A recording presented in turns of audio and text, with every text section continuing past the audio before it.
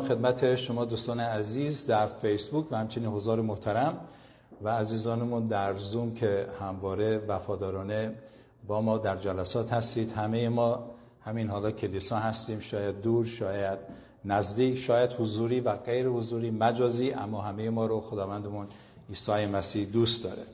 من در همین ابتدا مخصوصاً چون که دیدم خیلی پیامک ها اومد در رابطه با همدردی شما عزیزان، میخوام واقعا قلباً از تک تک شما عزیزان تشکر کنم برای همدردی که انجام دادید برای مادر گرامی عزیز من که دیروز در خداوند خوابیدن و به حضور خداوند شتافتن. مادر من خیلی ناراحتی های عجیبی در زندگیش داشت و ناراحتی من بیشتر این هستش که 32 سال ایشون رو ندیده بودم و در خدمتش نتونستم باشم، نمیشد، ولی به هر حال امید دیدار او رو در حضور خداوند دارم.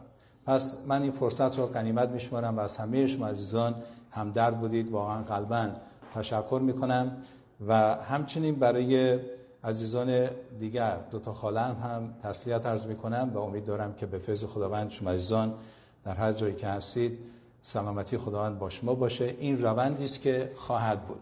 در زبان آذری یه جمله خیلی زیبایی میگه bu güzellik سند قالماس، یعنی این زیبایی برای تو هم نمیمونه. زیبایی ممکنه زیبایی چهره باشه، قوت، قدرت باشه، مال و هر چیزی دیگه باشه، همه این زیبایی ها یه روز از بین خواهند. همونطوری که همه رفتن ما هم خواهیم رفت، اما یک زیبایی، سرور زیبایی یعنی عیسی مسیح پایدار هست و ما به طرف او خواهیم رفت. آمین. خدا رو پرجلال باد، واقعا جلال میدهم در نام خداوندمان عیسی مسیح که امید ما زنده هستش. پس برای همین بذارید که از کلام خداوند بشنویم و در این راستا من مقدمه‌ای داشته باشم. هفته گذشته اگه خاطرتون باشه در مورد از ریشه صحبت کردیم، درسته؟ و فهمیدیم، متوجه شدیم که کجاها ما ریشه دووندیم و این رو من خدمتون عرض کردم. و کلام خداوند و فرمایشات خداوند من و شما رو تشبیها به یک درخت تشبیه میکنه که مسائل رشد صحیح در ایمان رو ما بهتر درک بکنیم. برای همین متوجه شدیم که در آخر نتیجه که داشتیم فرموده شد که تیشه بر ریشه گذاشته شده. نمیگه فوری بریده، یعنی گذاشته شده و من و شما باید چقدر مواظب باشیم که تا به آخر واقعا هر چی میخواد، جفایی میخواد باشه، هر موردی که میخواد باشه، اما به قوت نام عیسی مسیح همواره با او باشیم. آمین. چون که او نهایتاً برای همه ما خواهد ماند. اگر از شما بپرسم چه کسی برای شما مونده، اونهایی هم که موندن بالاخره یه روز خواهند رفت، درسته؟ اما او برای ما خواهد ماند و خوب خواهد شد که ما هم واقعا این ایمان رو حفظ بکنیم. آیا ما باید حفظ بکنیم؟ بله باید حفظ بکنیم. اینطوری نیست که همه کار رو او انجام بده. و در این راستاست که امروز هم من میخوام عنوانی رو که انتخاب کردم خدمتون عرض بکنم با توجه به مسائلی که دور بر ما هستش و عنوانم هست حالا درخت و میوه‌اش. پس متوجه شدیم که ریشه چی بود، حالا درخت و میوه‌اش رو هم صحبت کنیم. معمولا درختانی که میوه میدن از میوه اونها شناخته میشوند که اونها چه میوه‌ای هستند، درسته؟ از نوع میوه‌ای که میارن میگیم که آها این درخت فلان درختی که حالا به اون نامیده شده. در انجیل لوقا 6:44-45 چنین میخوانیم، میفرماید درخت رو از میوه‌اش میشناسند. خداوندمان عیسی مسیح میگه نه بوته خار انجیر میدهد و نه بوته تمش انگور. شخص نیک چون خوشقلب است اعمالش نیز نیک است، شخص بد چون بد باطن است اعمالش نیز بد است. آنچه در دل شخص باشد از سخنانش آشکار میگردد. میخواد بگه که هر نوع میوه‌ای که ما داریم نشون بدیم.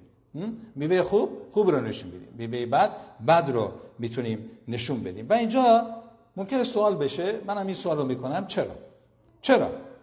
به خاطر اینکه عزیزان در کلام خداوند میفرماید زیادتی زبان، نه میگه زبان از زیادتی دل و قلب صحبت میکنه. یعنی آنچه که ما در وجودمون داریم اون رو میاریم و صحبت میکنیم. و این کجا نوشته شده؟ در انجیل متی 12:33b، یعنی بخش دوم. زیرا سخنان انسان نشان دهنده باطن اوست. بعضی هستن که خیلی شاید عالی صحبت بکنن اما در یک شرایط خاصی قرار بگیرن یهو دیدید یه سخنانی رو میگن که خودشون رو نشون میدن. یعنی من و شما با روش صحبت کردنمون مشخصا نشون میدیم که در باطن ما چی هست. برگردیم به درخت و میوه‌اش. واقعا اگر از من یکی از شما بپرسید که یک درختی اونجا هست و میوه نداره، بعد به من بگید که این چه درختیه، من چون باغبان نبودم و این به هر حال تجربه رو نداشتم میگم نمیدونم. منتظر میشم چی؟ از میوهش. اگه سیب بیاره میگم سیبه. میگن آفرین چقدر شاهکار کردی. همه که اینو میتونن بگن. ولی باغبانان بعضی هستن که به درخت نگاه میکنن، از تنش، شاخش، اصلا میوه هم نداره، میگه این درخت سیبه، اون یکی گلابیه، این یکی انجیره.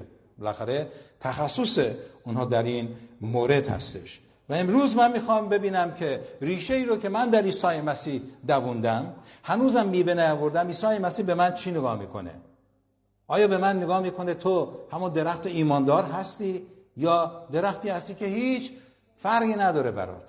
همینطوری قد زدی بالا، آخرش هم پنبه منبه میندازی بیرون، موجب عطسه مردم میشه، حساسیت ها رو به وجود میاری.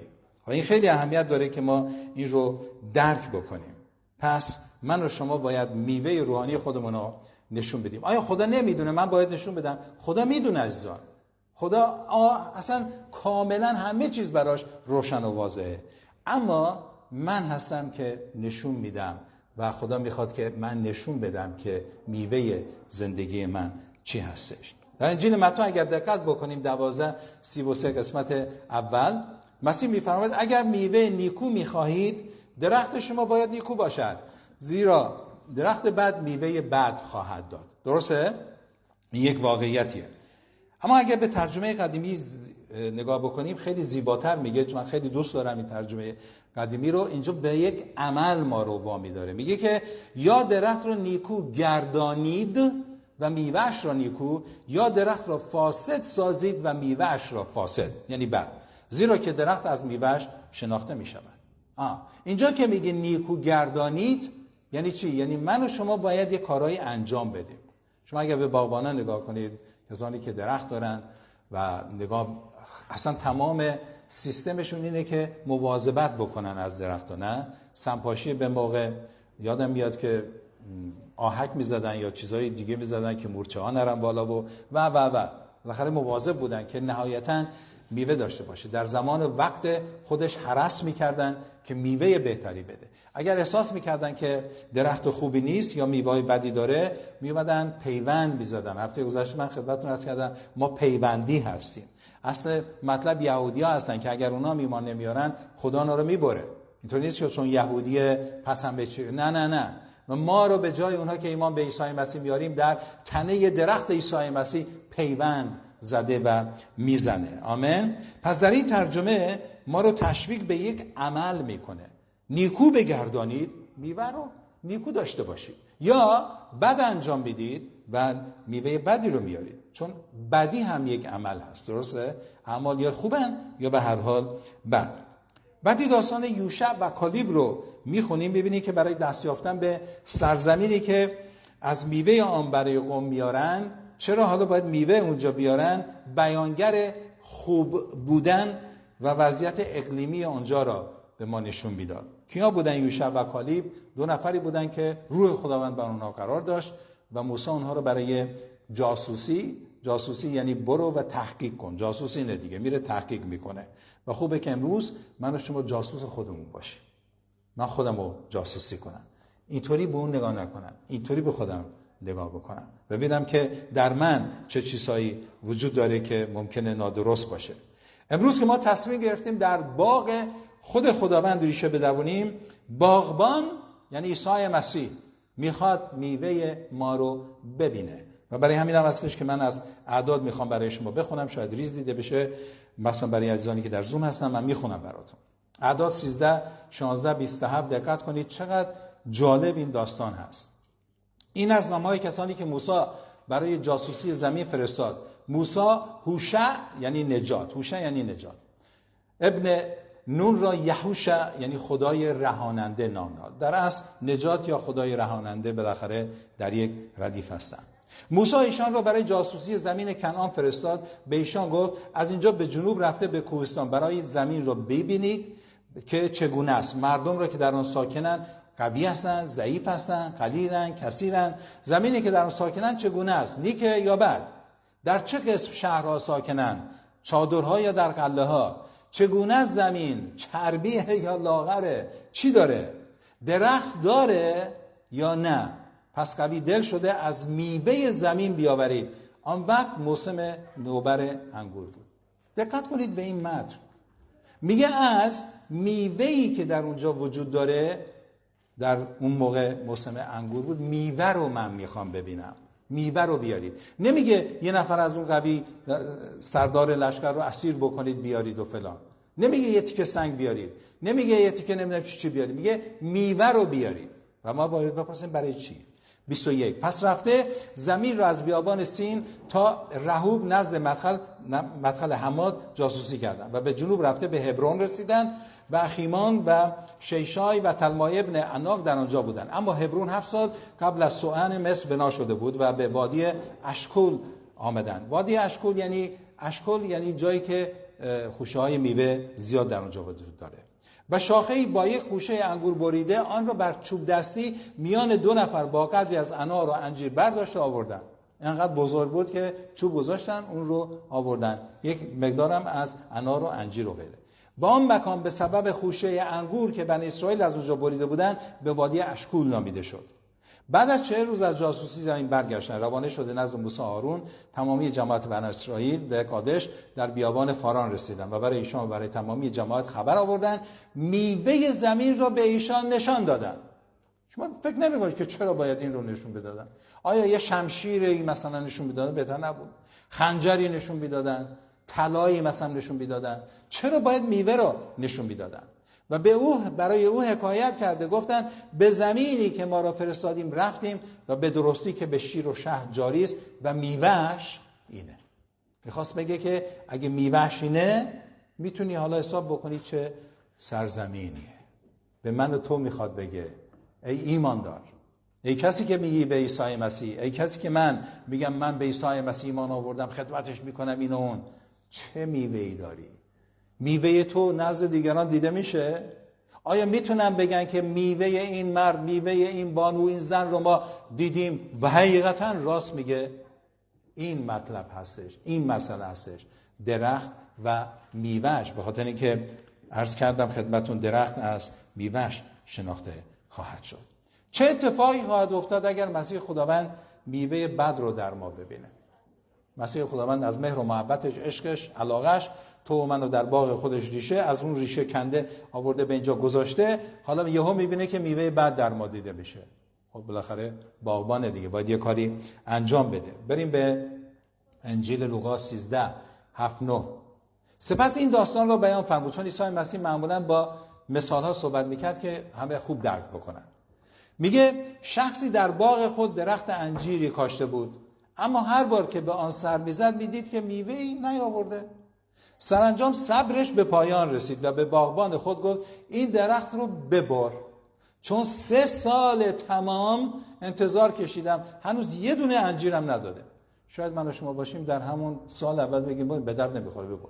3 سال کم نیست. 3 سال نگه داشتنش چه فایده‌ای داره؟ زمین را نیز بیهوده اشغال کرده.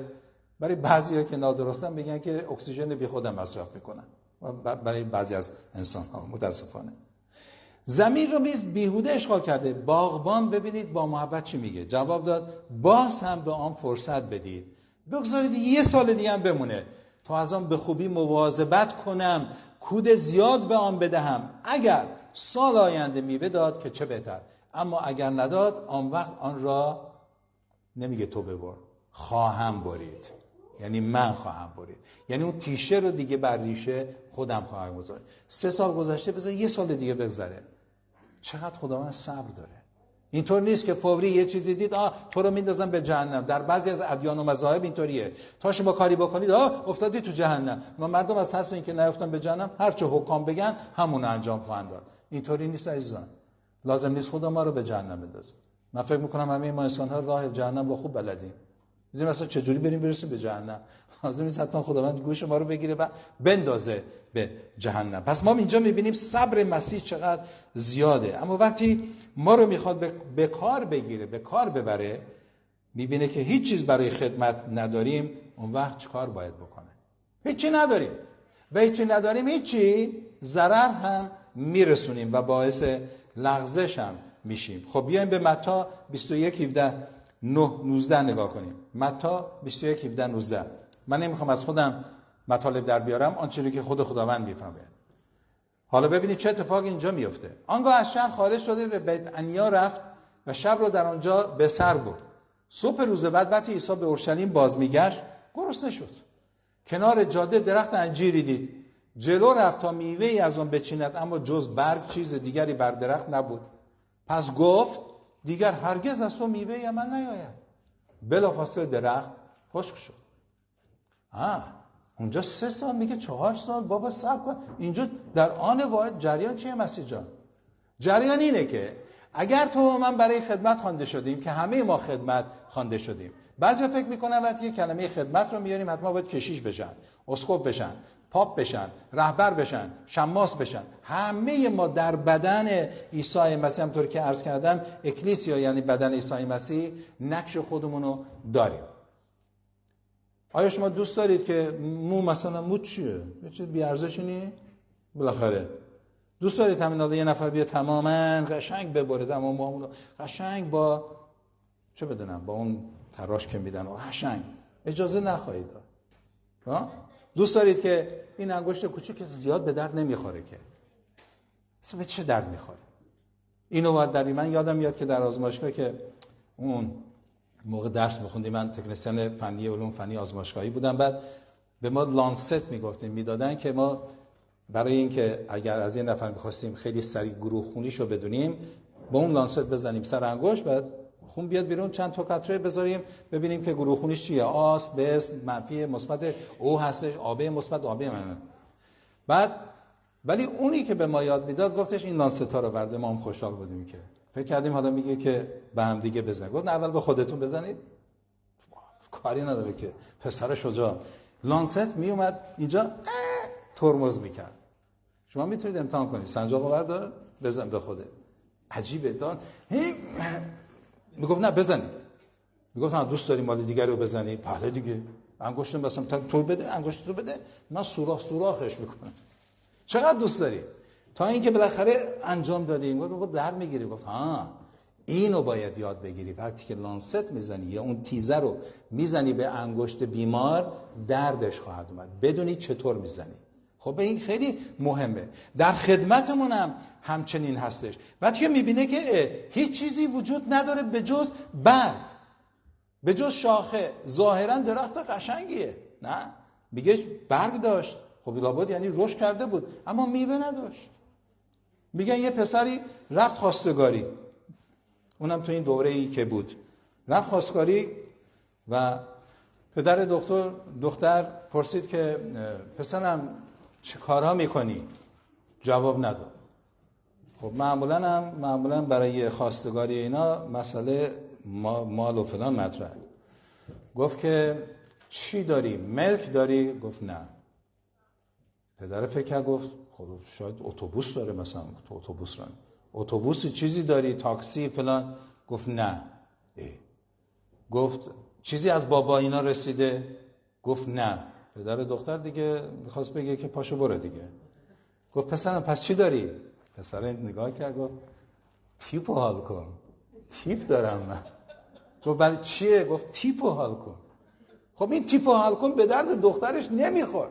شما شاید زیباترین خوشگلترین پسر دنیا باشی، خوشتیپترین، ببخشید خوشگل رو به خانم ها میگم، خوشگلترین زن هم باشی، تیپو داشته باشی اما هیچ میوه دیگه نداشته باشی. تیپتو میخوام چیکار کنم؟ تیپتو با سرتیپت بردار برو، سرتیپ پیش همون سرت. پس من و شما هم همچنین هستیم در این خدمت. خداوند میاد میبینه که خیلی خوب، قشنگ، آراسته، خوبه، زیبا، اما میوه نداریم. مسیح میخواد بگه که من میوه تو رو دوست دارم ببینم در چه چیزی رشد کردی، عملت چی هستش. پس اینجاست که من و شما باید خیلی خیلی هوشیار باشیم. با توجه به این موضوع و جدی بودن اون، حال چگونه باید میوه خوب آورد؟ ببینیم حالا چگونه میتونیم ما میوه خوبی رو بیاریم. من باور دارم وقتی که به عیسی مسیح و باغبان چسبیده باشیم میوه‌مون هم خوب خواهد بود، وگرنه میوه بد خواهیم آورد. در انجیل یوحنا 15:1-8 رو بخونم براتون. ببینید مسیح چی میفرماید: من تاک حقیقی هستم، پدرم باغبان است. او هر شاخه ای را که میوه ندهد میبرد و شاخه‌هایی را که میوه میدهند اصلاح میکند، هرس میکند تا میوه بیشتری بدهند. به وسیله احکامی که به شما دادم خدا شما را اصلاح و پاک کرده است تا قوی‌تر و مفیدتر باشید. 4. در من بمانید و بگذارید من هم در شما بمانم. این دوتا با هم دیگه کار میکنه. پولس رسول هم میگه نه دیگه، بعد از این مسیح در من و من در مسیح. اینطوری نیست که فقط مسیح تو با من باش، تو با من باش. خداوند دیگه من با تو هستم، اما تو من با من باش. این خیلی مهمه. و بعد میگه ادامه میده: در من بمانید و بذارید منم در شما بمانم، زیرا وقتی شاخه از درخت جدا شود دیگر نمیتواند میوه دهد، نه بریده شده. شما نیز جدا از من نمیتوانید بارور و مفید باشید. بله من تاک هستم، شما نیز شاخه های من. هر که در من بماند من نیز در او میوه فراوان میدهد، چون جدا از من هیچ کاری از شما ساخته نیست. اگر کسی از من جدا شود مانند شاخه بیفایده آن را میبرند، دور میاندازند و آن شاخه خشکیده میشود. سپس آن را با سایر شاخه‌ها جمع میکنند، در آتش میسوزانند. ولی اگر در من بمانید و از کلام من اطاعت کنید، هر چه بخواهید به شما داده خواهد شد. شاگردان واقعی من محصول فراوان میدهند و این باعث بزرگی و جلال پدرم خدا میشود.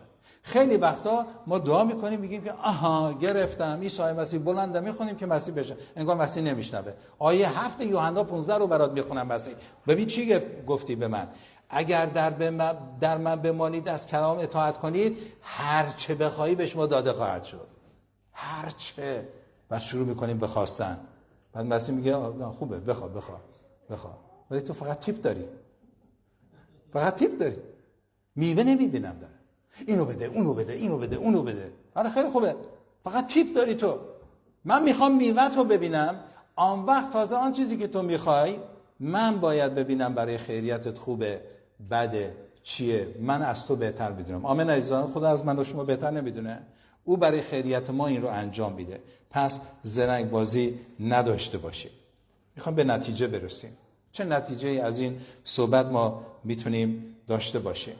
امثال سلیمان 19:3 موردی رو میگه که من فکر میکنم خیلی معتقدم بهش. امثال 19:3: انسان با حماقتش زندگی خود را تباه میکنه و بعد تقصیر رو به گردن خداوند میاندازه. اینم از آدم و حوا ما یاد گرفتیم. حوا میطوری کرد. حوا گرفت میوه رو چید، نمیدونم انداز گردن کی؟ شیطان. او قسم کرد آدم تو چرا خوردی؟ حوا این رو داد به من. همینطوری تا به امروز ما گردن میندازیم، گردن این، گردن اون. زن زندگی آزادی، آدم حوا بدبختی. اینم شعار کلیسای ما شد. خیلی خوب. زن زندگی آزادی، آمین هللویا، خدا رو شکر. اما اگر در آدم و حوا بمونیم بدبختیم. بدبختی در اونجا وجود خواهد داشت. انسان با حماقتش زندگی خودش رو تباه میکنه و بعد تقصیر رو به گردن خداوند میندازه. میدونید چرا؟ چون که میگه که خب من این کارو کردم، میخواستی نذاری. اینم زرنگیه. خداوند میخواد میوه تو رو منو ببینه. اگر در مسیر نادرستی هستم، کی این مسیر رو انتخاب کرده؟ خود منه. حالا بله ممکنه بعضی وقتا در بعضی از مسیرها ما رو قرار بدن ها، اینم بهتون بگم. ممکنه اجداد ما، پدر ما، مادر ما و افراد دیگه، کشور، حکام به خاطر پول نداشتن، 1001 تا بدبختی‌های زیادی وجود داره. نه کودکان کار رو می‌بینید در ایران، کی اینا رو گذاشته بر سر کار؟ یه چیزی می‌خوندم میگفتش چراغ قرمز برای کودک کار در خیابان‌های تهران یعنی چراغ سبز. خاطر اینکه ماشینا میستن و اینا زود میرن مثلا یه چیزی بفروشن، چه بدونم یه پولی بردارن بگیرن. شاید اونها اینطوری زندگی او رو بردن جلو، ولی وقتی که او به ایمان مسیح پی میبره، آن وقت خداوند زندگیش عوض میشه. آن وقت درک میکنه که چی به چیه. خود من میتونم اینجا شهادت بدم که چه موجود واقعا وحشتناکی بودم، در چه بدبختی هایی قرار گرفتم، در اعتیاد ها قرار گرفتم. من همین مادر عزیز و گرامی رو که فوت کردن دیروز، در سن 15 سالگی فهمیدم که ایشون مادر گرامی من هستن. خیلی چیزا قراقاتی شد، خیلی چیزا به هم ریخت. اما در 27 سالگی بعد که به عیسی مسیح ایمان آوردم، هر چیزی که برای من سوال بود جای خود ماند، زخما ماند ولی شفا یافته و فراموش نشده، اما بخشش آمد.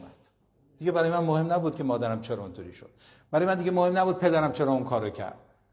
من بخشیده بودم تا بتونم بخشیده بشم.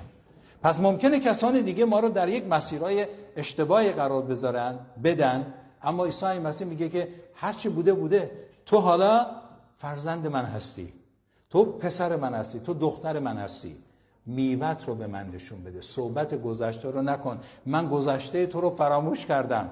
میگه انقدر که مشرق از مغرب جداست، خداوند گناهان ما رو انقدر از ما دور کرده. حالا هی ما میگیم خداوند یادت میاد، میگه من برداشتم. چی داری میگی؟ تو هم به یاد نیار. آیا یاد نمیتونیم بیاریم؟ چرا؟ منم خیلی دردام بیادمه، اما دیگه دردش رو ندارم، چون اون خواهد ماند. چون در انگلیسی هم خیلی زیبا میگه forgiveness that forgot, forgive forgot. این دوتا نزدیک همن، اما شما زمانی که ببخشید دیگه درد رو ندارید، ولی میدونید که چه اتفاقی برای شما و من افتاده. پس حماقت کلمه شاید زیبایی در فارسی نباشه. حماقت بیشتر به نادانی، ناآگاهی بیان میشه. اگر من حماقت زندگی خودم رو دارم، نندازم گردن خداوند و این اصلا امکان پذیر نیست. و نهایتاً در اشعیا 5:4-6 یه خود ناجوره، ولی ببینید چی میگه. دیگر چه میبایست برای باغ خود میکردم که نکردم. خداوند داره به باغ و تاکستان یهودی اسرائیل میگه، امروز میتونه شامل من باشه. میگه چرا پس از این همه زحمت به جای انگور شیرین انگور ترش آورد؟ شما فکر کنید زندگی خودمونو. میگه حال که چنین است، من نیز دیواری رو که دورش کشیده ام خراب خواهم کرد تا به چراگاه تبدیل شود، زیر پای حیوانات پایمال گردد. منظور فقط حیوانات نیستن. بعضی وقتا حیوانات اتفاقا بیان تو باغ زندگی ما خیلی بهتر از بعضی انسان ها هستن. حیواناتی هستن که میتونن زندگی تو رو از بین ببرن. قبول دارید؟ کسانی هستن که میتونن زیر رو بکنن زندگی ما رو. بعد میگه 6 تاکستانم رو دیگر هرس نخواهم کرد، زمینش رو دیگر نخواهم کند، آن رو وامی گذارم تا در آن خار و خس بروید و به ابرها دستور میدهم که دیگر بر آن نبارند. ما نمیخوایم این اتفاق بیفته. میخوایم؟ هرگز نمیخوایم. عیسی مسیح باغبان زندگی ما، عیسی مسیح شبان اعظم گله، عیسی مسیح خداوند کلیسا، عیسی مسیح خدا و خداوند و همه چیز ماست، ولی میخواد میوه شما و من رو ببینه، چون که زحمت کشیده برای شما و من. اگر مسیح نجاتم نمیداد 100% منم حالا هلاک شده بودم. همه میمیریم، اما یکی هست مردن، یکی هست هلاک شدن. 100% از بین رفته بودم. حالا که مسیح این فیض رو بخشیده، چیکار باید کرد؟ باید برای این باغبان نشان داد که تمامی زحماتی که کشیدی، منم سعی میکنم انگوری رو که تو دوست داری ترش نباشه، شیرین باشه. مثال انگور، این درخت زندگی من تو رو جلال بده. چند نفر از شما میخواهید درخت زندگی ایمانیتون عیسی مسیح رو جلال بده؟ میخواهید عزیزان؟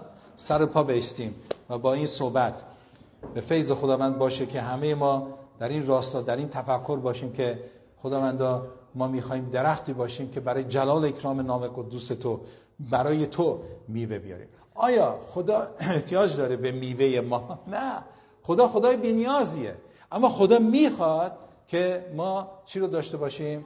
آن مطلب درست رو داشته باشیم که میوه زندگی به خود ما قوت و قدرت میده. نمیده؟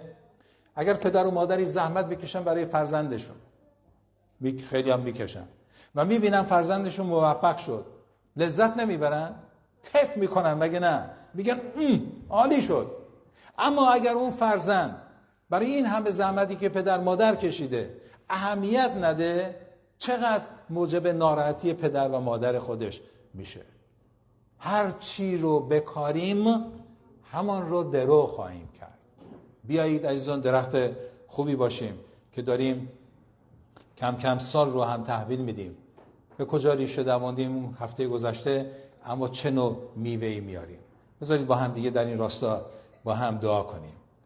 پدر آسمانی، در نام خداوندمان عیسی مسیح، در مسئله‌ای که خداوندمون آورد، اصل باغبان تو هستی، ولی نگهدارنده این باغبان عیسی مسیح، و نگاه میکنی خداوند به زندگی ما.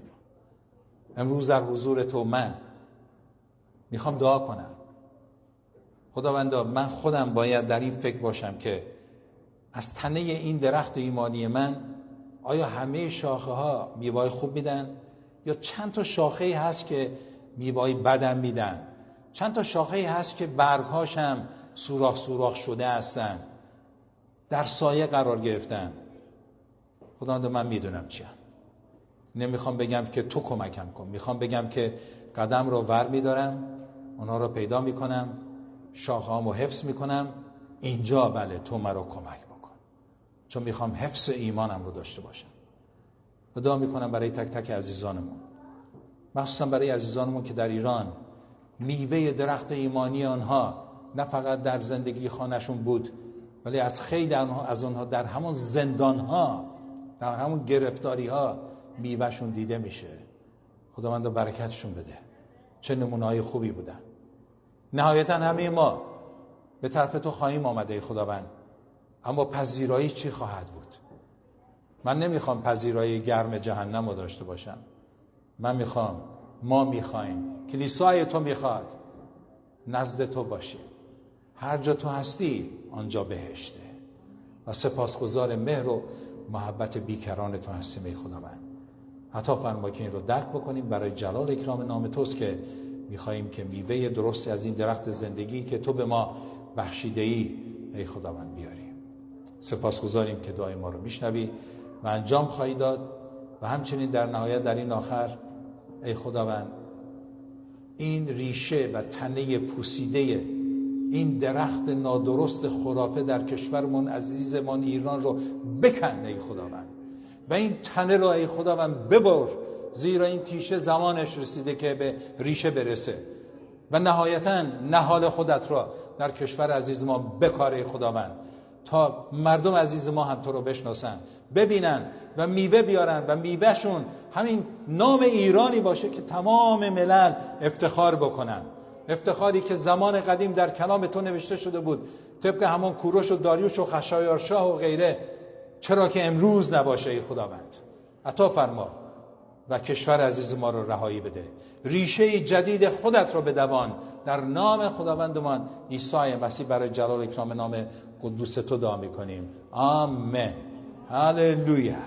آمین. عزیزان، باور داریم این رو انجام خواهد شد. پس مواظب درخت زندگیمون باشیم. میریم که واقعا ضمن تشکر از خداوندمون اما سرود آخر و هدایا رو هم تقدیم بکنیم و باشه که خداوند در نهایت از همه چیز جلال پیدا کنه. شما دوستان عزیز فیسبوک، هفته آینده در رابطه با اتفاق خیلی جالب امسال یک شنبه افتاده، درست 24م که ما میخوایم جشن بگیریم برای 25م. پس علاوه بر پرستشمون در اون راستا صحبت خواهیم کرد. با ما باشید و بازم سپاسگزار مهر و محبتتون، تمامی همدردی‌های شما عزیزان هستم. شب و روزتون، وقتتون بخیر و خوش.